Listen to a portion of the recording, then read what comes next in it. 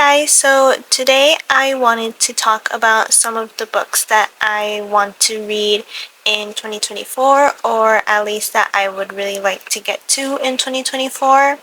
I know majority of people who make these types of videos tend to post them at the beginning of the year, so I am a bit late, but I still wanted to make this video mostly because I wanted to make a record and kind of hold myself accountable and be able to watch this back at the end of 2024 and see exactly how many books on this list I was able to get through.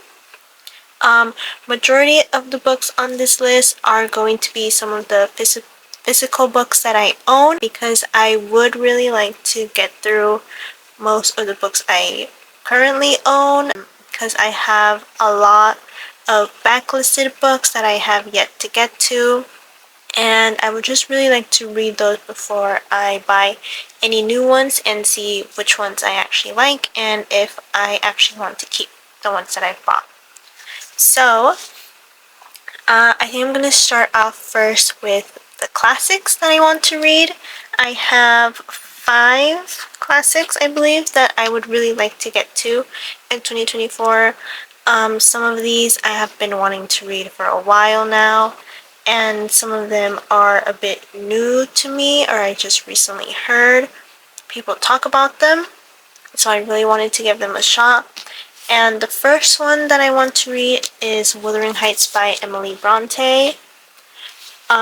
This one I know is like a cult classic, and I have read Emily Bronte's sister Charlotte Bronte's book Jane Eyre, and I really enjoyed that. So I really want to see if I'm going to enjoy her sister's book, Wuthering Heights. And I know this is supposed to be like a really gothic, emotional, like dark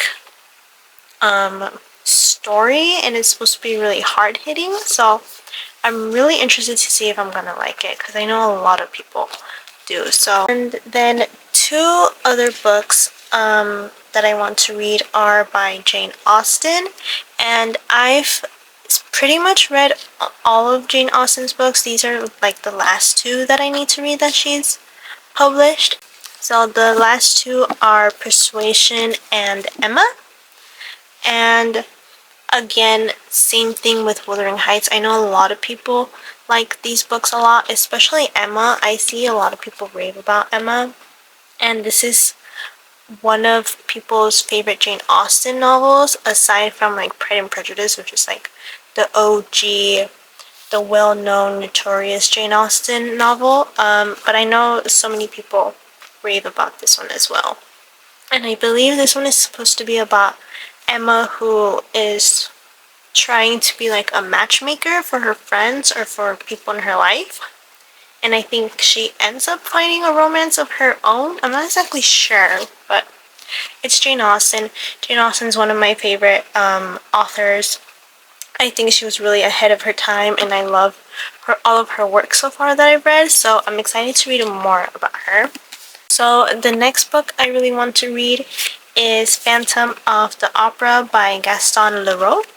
And I watched the movie adaptation of Phantom of the Opera with Gerard Butler, and I absolutely fell in love with the story and with the music. That was the first time I had ever seen the story of Phantom of the Opera. I know this is, also a really notorious classic. So because I fell so in love with that movie, I really want to read the original story, of course, and love the Phantom. I definitely was rooting for the Phantom in the movie. I typically tend to root for like the villains and morally great characters, so I really like the Phantom, and I would be really interested to see how his character is in the book and just see and learn more about his backstory. Final classic that I want to read that I'm actually currently reading is The Count of Monte Cristo. I'm reading this because, first of all, I heard Bella from Throne of Pages rave about this. She really loved this. And I know a lot of people say that this is a really great like revenge story. And two other booktubers, Emma and Carolyn, are hosting their book club called the Game of Tomes, and this is the first book on their book club pick, and this book is going to be for the month of January and February. So I did start it. I'm only like 50 pages in, so, and it's already like almost the end of February, so I definitely didn't get to finish it in the first 2 months, but I am really enjoying it so far, and this is one of those stories that just really grips you and hooks you in and just makes you want to keep reading. So I am really excited to keep reading, but it is taking me a while because it is a big book and it's a bit daunting. But I am really loving it, so hopefully this becomes a new favorite classic. Next books that I want to talk about are more like spooky, kind of gothic books. One of them being The Last House on Needless Street by Catriona Ward. I've heard people say that this is very atmospheric and it's very weird and it makes you think a lot, which I love books that make you really analyze and overthink and want to interpret everything. And I love the gothic literature and I love anything that involves the gothic, so I'm really interested to see what I think. I know that this book was kind of divided for a lot of people, like they either really liked it or they really hated it because they didn't really get it. So I'm really interested to see where I fall with this one. Another kind of spooky-ish book is a kind of retelling of Edgar Allan Poe's The Raven, and it's called The Raven's Tale by Kat Winters. I think this is going to follow, was it Lenore? I believe. Yeah. Okay, so this is essentially following like the story of the Raven, where it's like, you know, the narrator is kind of having a mental breakdown over the loss of their loved one Lenore, and they're kind of losing their sanity. So I think it's gonna follow that. So we're gonna actually follow, I think, an interpretation of Poe as he kind of succumbs into insanity, at least from what I gathered from the little synopsis. And I think it's gonna involve some like hauntings and some like, again, gothic horror kind of elements, so that's gonna be really interesting. Edgar Allan Poe is another one of my favorite authors, so if it has anything to do with his stories, or if it involves any resemblance of the elements that he used in his writings, I think I know I'm just gonna really enjoy it. So really looking forward to this one, and I don't think I've heard anybody ever talk about this, so maybe we'll find a hidden gem. A book that I have heard a few people talk about is Heartless by Marissa Meyer, and I know this is a kind of origin story for the Queen of Hearts from Alice in Wonderland, and I've seen a few people read this recently, even though this came out years ago. I think, was it back in like the early 2000s, mid 2000s? 2016. So this is a bit older, and I have read books by Marissa Meyer before. I read her Lunar Chronicle series, which is fairy tale inspired retellings, kind of like dystopian sci-fi-esque. I'm sure many of you have already heard about and have probably read them too. Those are really fun too. But I know a lot of people say that this is a really emotional and heart-wrenching story. And it's just a really interesting take on the Queen of Hearts and kind of her origin and how she became the Queen of Hearts and how she kind of just went mad as we know her to be now. So yeah, I'm really excited for this. I wasn't before, but because I've been seeing a little bit of buzz around it, I'm like kind of really want to get to it soon. So hopefully I enjoy this as well. Final spooky book that I have is Death is My BFF by Katarina Tonks. I actually read this years ago, like back when I was in high school on Wattpad, because this was originally published on Wattpad, and now it has been traditionally published, which is fantastic. And I already know I'm gonna like this because I loved this story on Wattpad. This was like my favorite story from Wattpad when I was reading all the fanfic and all the self-published books on there. And I know that this has been edited and it has been kind of revisioned and just perfected to be even better than the original story. So I'm just really excited to see what's changed, what stayed the same. It's going in the same direction as the original story. So yeah. And then I think the second book is coming out later this year too. So it'll be a great time to maybe binge this series, or at least the first two books. And another book that is also part of a series and it's written by one of my favorite authors is House of Roots and Ruin by Erin A. Craig. I originally read the first book to this, which I don't know if you have to read the first book, which is The House of Salt and Sorrows, in order to understand what's going on here. But I think if you do, you will have like a better understanding of the world and the characters. And that book was one of my all-time favorites that I read back in like 2018, 2019. It was really scary. I thought it was really scary. It kept me up at night, freaking glancing over my shoulder every time I read it. The writing was just really pretty and it really like hooked you in. So I'm really interested to see what happens in this book. I think this follows another one of the sisters from the original story, because House of Salt and Sorrows was retelling or reimagining of the 12 Dancing Princesses. So that book followed one of the like princesses, and I believe this one's gonna follow one of the sisters. A book that I have been sleeping on is Fourth Wing by Rebecca Yarros. I am going to try to get on the hype of Fourth Wing.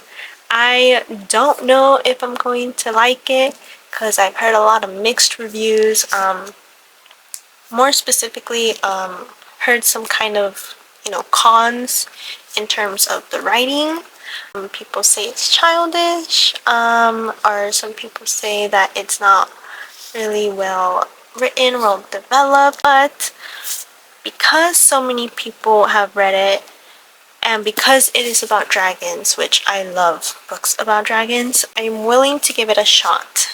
And I really want to see if I am also going to agree with the majority and say that this is going to be one of my favorite books, or a book that I really enjoy. I know a lot of people that have been reading the second book have not enjoyed it, and have then decided to just not continue with the series, which is kind of unfortunate when you really think about it, considering how hyped this book got. But I don't know, maybe I'll read this, love it, read the second one, love it, or maybe I'll just give up with this book. I don't know, we'll see. I don't know if I want to film a reading vlog for this. Maybe, depends. Maybe if I do end up liking it, then I will. I don't know, we'll see. And then another book that I've also been sleeping on is Bunny by Mona Awad. This book, again, is very divided in the booktube community and just readers in general, because some people didn't like it because they didn't really get it and they thought it was too weird, and the people who really liked it loved it because it was weird and it was kind of confusing, and it was a book that really made you overthink and want to interpret. So I'm really hoping to like this. I actually started it a while ago, but then I just didn't continue because I wasn't really feeling it. I wanted to make sure that I was in the right kind of place to read this, to really give it the chance that it deserves. And I really hope I do end up loving it. I really want to love it because I want to be one of the girlies that loves weird books. I just want to find, you know, love in that little niche genre of books. So hopefully I end up liking it. Oh, and another book which I don't own but is also by the same author, Mona Awad, is Rouge. I kind of want to read Bunny first before I read Rouge, just because I believe this is the author's, actually I don't know if this is the author's first book, but no, I know this one came out before Rouge, so I want to see first how I feel about this, because with Rouge I know there has been some mixed reviews as well, so you know, we'll see where I. And then two other books that have very similar covers and that confuse me every time I look at them is A Certain Hunger by Chelsea G. Summers and Women Eating by Claire Coda. Tell me these books don't look almost exactly the same. Like the colors, the font, well, not the font necessarily, but just the whole vibe. Like this whole like kind of a Renaissance painting kind of thing going on. I love it, don't get me wrong, but I do get these two confused. And I almost kind of want to make a reading vlog reading these books. And there's another book too called, I think, House of Hunger, which has like a similar vibe and similar aesthetic to these. So I don't know, I kind of want to read, like make a reading vlog and read all these books, because also I think something that connects them as well is that they kind of delve into whole like vampirism, or there's like a theme of vampires among them. I'm pretty sure, I'm not actually sure if that's true about A Certain Hunger, but I think that is true about Women Eating and House of Hunger. So I would really like to read those books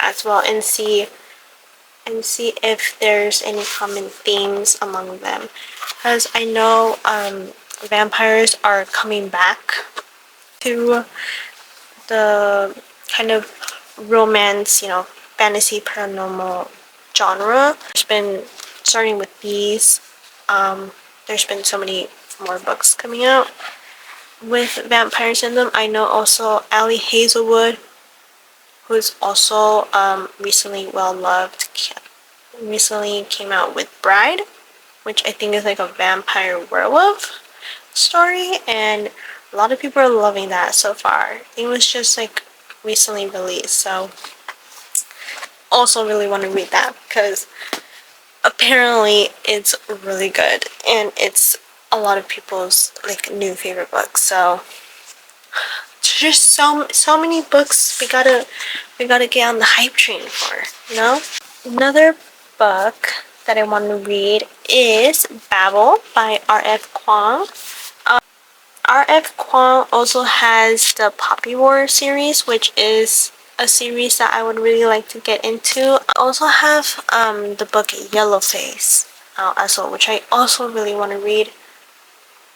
Maybe, hopefully this year, I'm not sure. This one talks a lot about like colonialism and like racism and language and like what it is to be a person of color in a colonized world. And I know this is also really considered like dark academia, and I would really love to read more dark academic books as well.